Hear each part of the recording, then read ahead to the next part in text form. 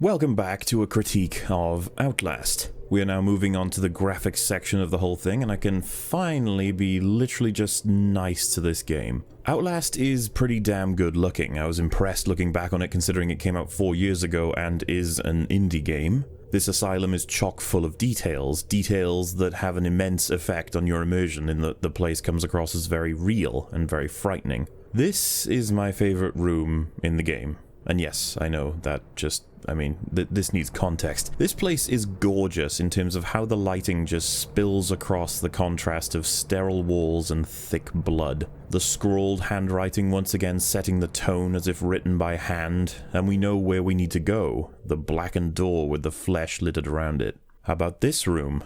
The way the light reflects off the stains and spills, we got the tiles being worn away on the walls, while shining the light back at us in what would be a very realistic way, blood stains that are creating the footprints while once again shining the light back at you. The shading and lighting is fantastic. We have small amounts of flickering and we have ants running around in the room. The flesh and blood splatters are on point, but honestly the light bouncing off the pool of blood is again just so on point. I really can't talk enough about how great the lighting is. Combine that with the character breathing and this is not just some spawn room you'll walk out of. It is a viscerally haunting experience for many. Take this area. There are stains in the carpet of the asylum, there are flickering lights, the rust on the radiator, the attention to describing the pieces of the objects in the world around you may be something you didn't notice. Or, well, you didn't notice actively, but you would have noticed it passively. And that's what I'm talking about when I say immersion. This attention is fantastic and it gets more moldy, more disgusting and more decrepit throughout the game. The detail of the texture on the floor right up close looks okay at best, but far away it looks great. The reflections once again accentuating the graphics, the stains on the urinals look great, the look of the tiles on the walls, the doors being peeled and rotting. Even the way this room looks when you wake up in it, the amount of identifiable pieces of writing and blood that implies what may have gone on here, or at least the mindset of whoever belonged to this cell. Things mostly look bloody good in this game. Even the fire manages to come across as serviceable despite being something rather difficult to do compared to using photographic imagery to create the other textures. But seriously, how in the hell does this not spread? Also, does the faggot who directs me to the kitchen not realize that the path is on fire? Which brings me once again to say, the lighting is so damn good. I mean, I went on about how the lighting in Amnesia was fantastic too, and Soma. I don't know what it is about great lighting, but my god, it's just fabulous. Got some more peeling walls, some more blood, oof, lovely. Anyway, another area to at least mention in terms of visual delight is how the world looks when it is in complete darkness and then hit by a lightning strike. Again, it's like art. Not to mention how new and interesting this area ended up being. It's pretty badass while being starkly different. The thing is with that statement that something sticks out graphically because it is so different to every other part of the game will tell you the obvious issue with Outlast and its world's graphics. Everything is kind of the same once you've seen your own personal amount of enough. You'll find yourself a little bored with how everything will be repeating. Now this is already a problem in essentially all the aspects we've covered so far, but here it is essentially undeniable. So how about the model graphics?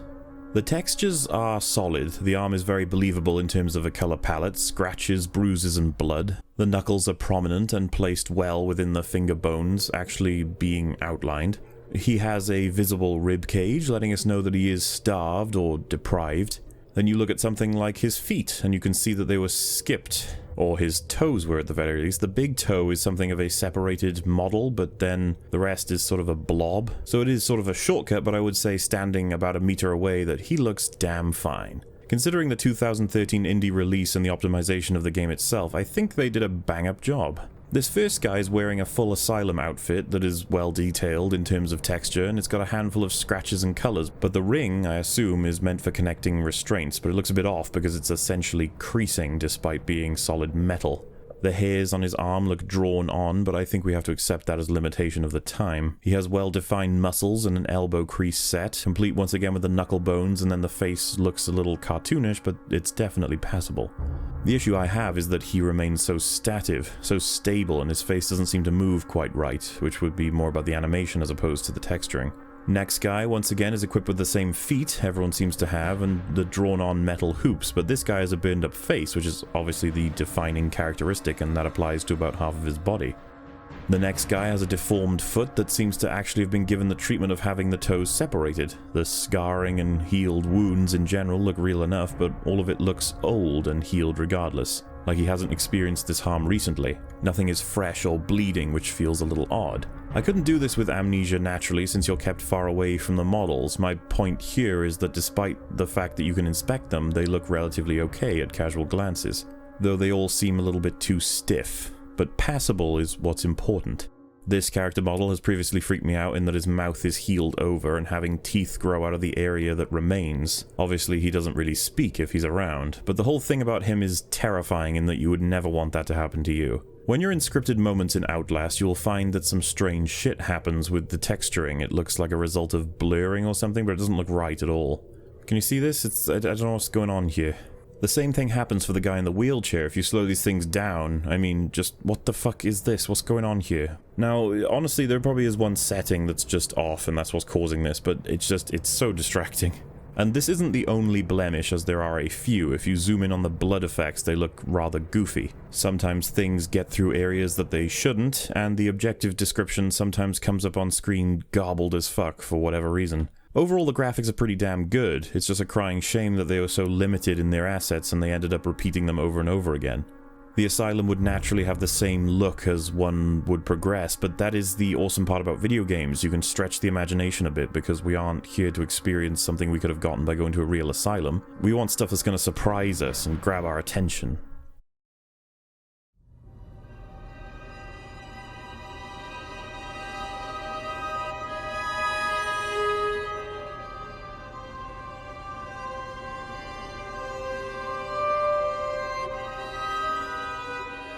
So the reason this gets its own section is that I think Outlast does an exceptional job of subverting our expectation as players. There are several moments in the game that have been clearly made to catch you off guard, as well as moments where they convince you of one outcome, but then subject you to another. For example, the game literally throws you right into the horror. They take not 2 minutes before you'll be subjected to one of the more gory images of the game. A man with a stake speared up from his thigh all the way out of his neck, covered in blood and still alive. It's horrendous and it immediately sets the tone, but there is a strong argument for how it can affect the rest of the game. There is little building in Outlast. The gore is up front and over the top, which is a clear deviation from Amnesia. How about the man in the wheelchair? If you expect anything in terms of danger from him, the first pass will surprise you in that he stays right there. Bear in mind, it's pretty much the first interaction you get with, your own free movement and no telling of what this person's up to. But then upon returning, he will pounce on you for what is one of the more memorable parts of the game, or so you should think, judging from everyone placing it in their video. And your diaper capacity. With Outlast 2 looming around the corner, there has never been a better time. Players on the edge of their seats. They won't do a thing, and then other times... Whoa! To wear headphones.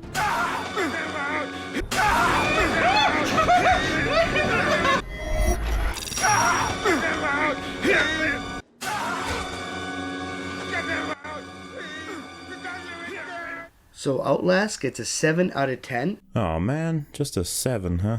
Like literally, can anyone get past an intro or punctuation in their video without using this scene? I mean, I could say that for basically every jump scare or sequence in the game, because they're just littered throughout all these videos being repeated over and over and over and over and over again. Anyway, you actually come across another man in a wheelchair later in the game, and you expect maybe that once again he will leave you alone for the first encounter, but no. Not only does he leap at you, but he's actually killed by another inmate, which not only subverts your expectation for that scenario, but sets up one for walking past these cells. Seeing a man being grabbed through some bars, you naturally assume that you will now be subject to that as an experience, but as you move across a narrow path next to the cell that is inhabited, you will not be grabbed. Another subversion. However, mere moments later, while escaping another Randy, you will suddenly be subverted once again and grabbed. How about the fact that we previously had to open a decontamination room up in order to progress to the next area? However, when we do it the second time, none other than Chris Walker bursts into the room, subverting your expectation. But it's more than just that. Let me give you two smaller examples of this in the game. First being that when you are hitting the security console to prepare your getting out, you will find the man you know all too well, the priest, is the one who once again fucks you over by switching off the power, and you see that through the security footage as you're typing in what's needed.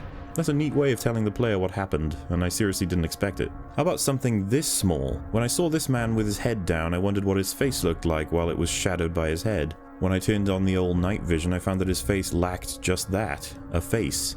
He had his features torn, burned, or taken away, and what a way to discover that. The game does not lack for clever ways to keep the player on edge. I simply wonder where this creativity went when it came to far more meaningful things in the game. And let's be honest, they don't use this enough. Not enough to make the game feel as though it's got an interesting set of changes throughout. Now, that's enough for positive things. Let's get to some negatives.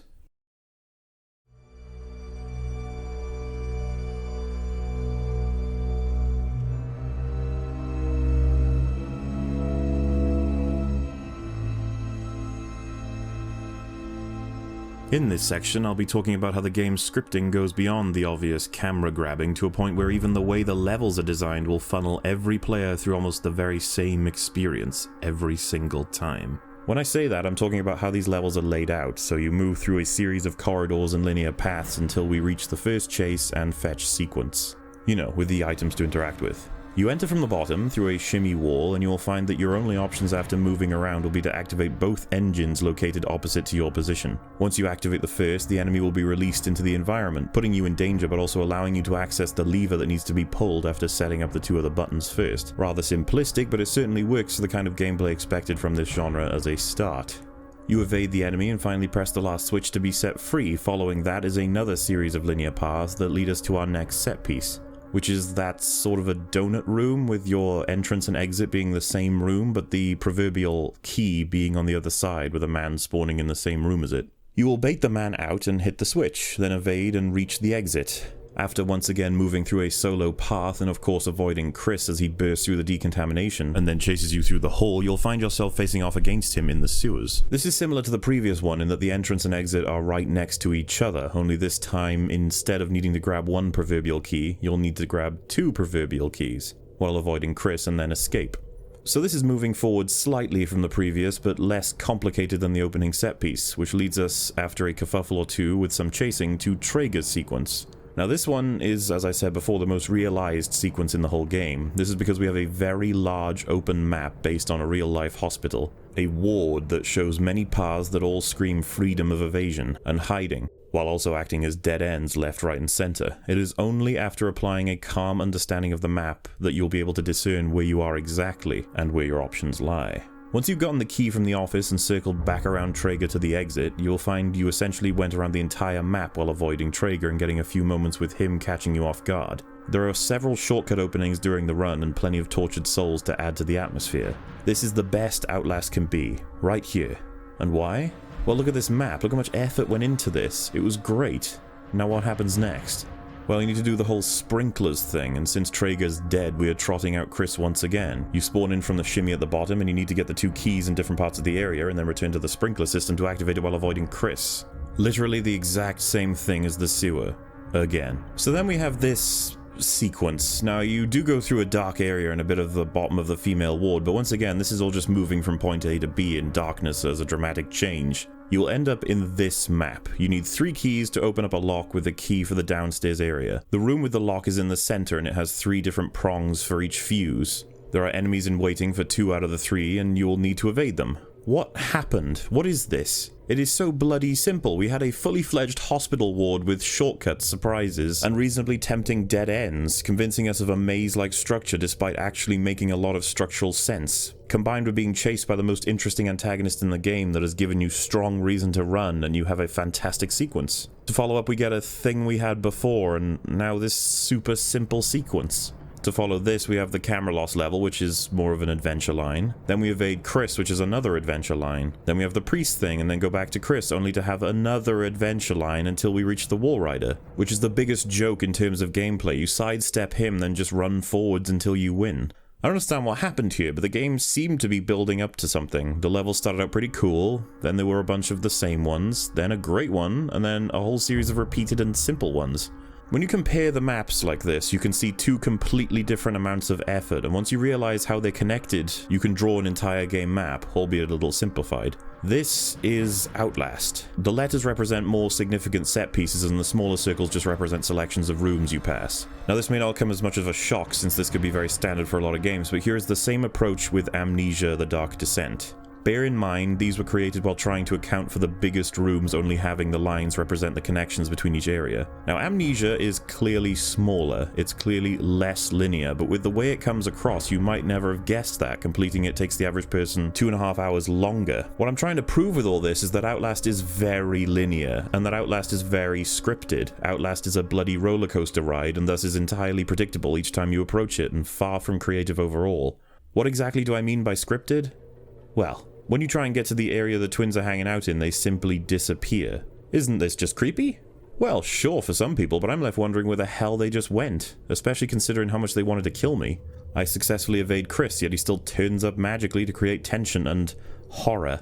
I thought the male and female ward signs were giving me an option, but what in the hell was I thinking? I need to continue following the adventure line in this huge chaotic facility in which every way is locked except one. There is this weirdly out of place QTE after Traeger walks out of the room, and if you don't press anything, you still break out of the chair somehow.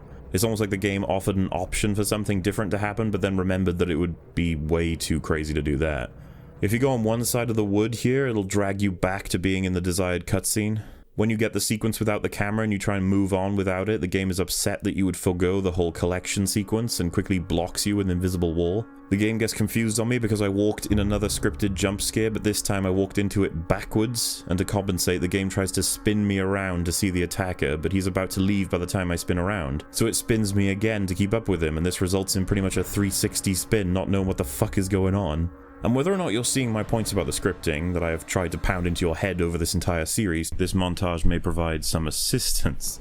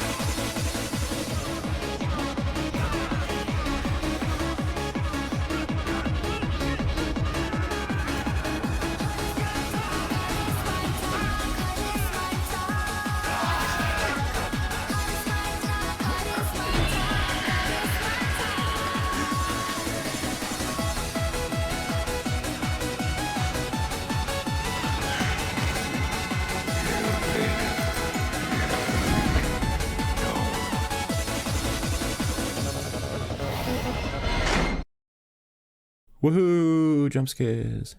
Now this is a really controversial subject. Every reviewer under the sun believes they have cracked the code on what defines a good and bad jump scare. Even Joseph Anderson mentioned how he's going to make that video one day. What I want to do here is break down a handful of these things and then have a few conclusions. TVs would never make a sound like that, and it comes across as an annoying blurb, but it is a minor subversion of expectation, I suppose. I am certain that many were scared by that in their Let's Plays, but I was immediately frustrated by it, knowing that this was just the beginning. Ridiculous noises and lights emanating from places I may not expect. Then there's this one, and it is the most jump scare ever. Something swings in the way of your face, it's well lit, it's contrasting the screen filled with the door, and on top of that there is a shrill screaming coming from somewhere, and I think that the body is simply a corpse, so it's not coming from that. But yeah, it was already over at this point. This was Outlast. In order to create this jump scare, we are now bending assumed laws of reality. Chris was teleported to us in order to provide a shit jump scare. Reminds me of a style in another game. This jump scare is annoying once again because the sound couldn't possibly have come from the guy we were shown. Just loud noises and visuals to suddenly fill the screen, spook you, and it's unavoidable. You're dragged to these things. Though you can miss it if you have your night vision off. This jump scare is so goddamn forced. Listen to the audio for the scare. Now, just think about how they probably constructed this. 1. Make the spook be a head that pops out. 2. Attach a body and make that a little corner for him to be in, and now the scare can make sense. 3. When the head pops out, make a ridiculous sound. His lips didn't even fucking move. The visual is just the person. It's not a threat, it's a blank face. And they didn't even go for the terrifying one. This is just the default guy. And the way they explain away the fact that this thing even happened was to just plonk him here. It's so incredibly scripted, and you know why it's here. It's just to break up this whole walkway and make you go, oh. How about this one? Loud music and he grabs for you, and then awkwardly grabs infinitely. Seeing him like this for so long is just embarrassing. I think they should have opted for him to do his shit and then slink back. And if you use night vision, then you're only able to see his eyes creepily subdued and effective, but never mind. Also, what the hell is he doing in there? Why are you living in the walls? Oh, sweetie, no, I'm fine here. Yes, he is there to provide much needed jump scares. It isn't to say that there are no jump scares in the game that I can respect. Check this one out.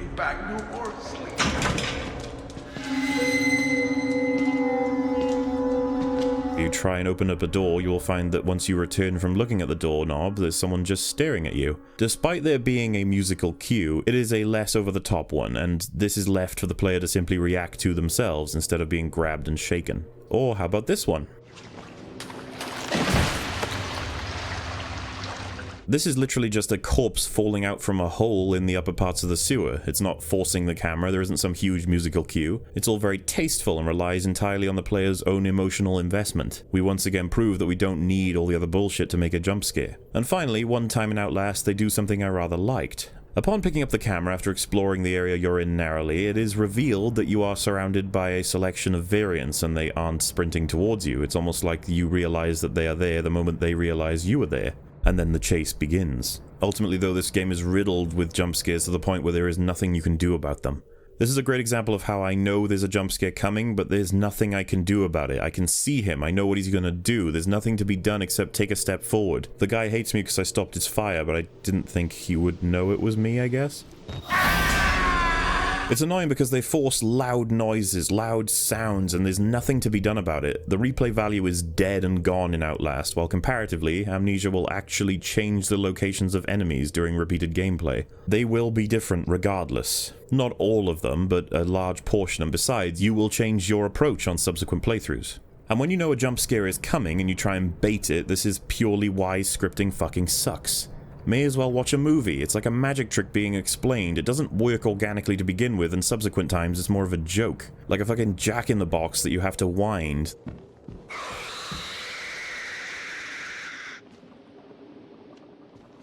There are actual points as well where I miss jump scares completely because I honestly didn't know what they wanted me to see, but there's still a massively over-the-top sound cue. Ultimately, Outlast is heavily linear and heavily scripted. We have several moments in this game that were crafted entirely for the public to wince and scream at by giving them no other options. I always appreciate subtlety in the building of horrifying circumstances, and Outlast, certainly to me, spat in the face of that idea and began rushing to the finish line and repeating itself ad nauseum. If you watch compilations of the game, all the jump scares we have talked about are present. All those videos are the same. None of them show any signs of individuality because there is only one experience to have in Outlast, and that is of a Randy going over and over and over and over and over again. I wonder if Outlast really could have experimented with other kinds of tension and build-up in just other creative ways to really set in some scares. I understand that there's an argument to be made that even if it is a roller coaster ride of jump scares, that still has value as a piece of content. To which I say, of course it does, and whoever wants to put their value on that is welcome to do that. However, I don't think it takes much talent to create that situation. Many, many people can create a game where something comes in front of the screen that's very loud, very bright, and very fast. However, to really make someone afraid of wind or a falling over chair, that takes talent. My recommendation would be to take notes from frictional games, since they are the gold standard for horror video games in my opinion. But yes, we are now getting much closer to the end game of this whole series, so join me in the next part where we're finally going to begin tackling the sound and the atmosphere. And then after that, it's on to Whistleblower. Thank you for watching, folks, and I will see you next time.